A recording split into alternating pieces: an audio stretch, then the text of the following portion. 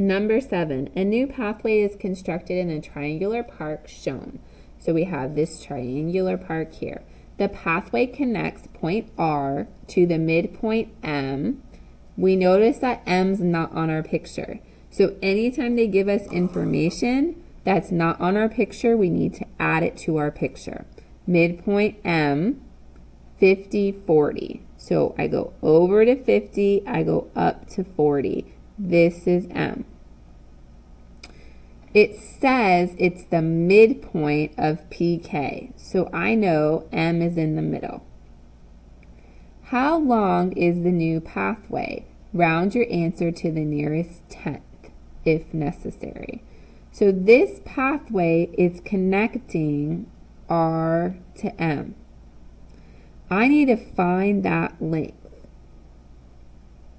I can find that length a few different ways.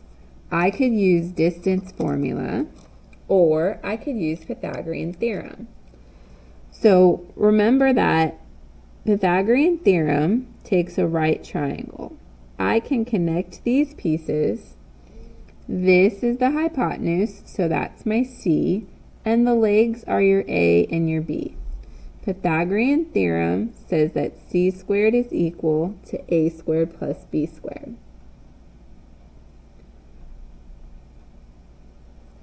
So in this diagram, A is 10, 20, 30. B is 10, 20, 30, 40. I can plug those values in, and then I follow order of operations. Order of operations says I should square or do my exponents before I try to add. Now I'm going to add. And then to get C by itself, if C squared is 2500, I'd have to take the square root of both sides, and I get that C is 50.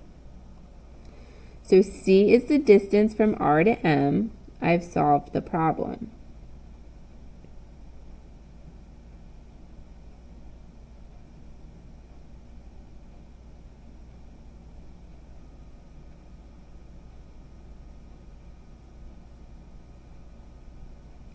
We could also use distance formula. If we use distance formula, we'd be using our coordinates 40, 50 and our coordinate 10, 10. Distance formula is going to say that I take the difference between my x values, so 50 minus 10 squared, plus the difference in my y values squared. We have to follow order of operations. Order of operations says I take care of my parentheses first. Then I do my exponents. Then I add.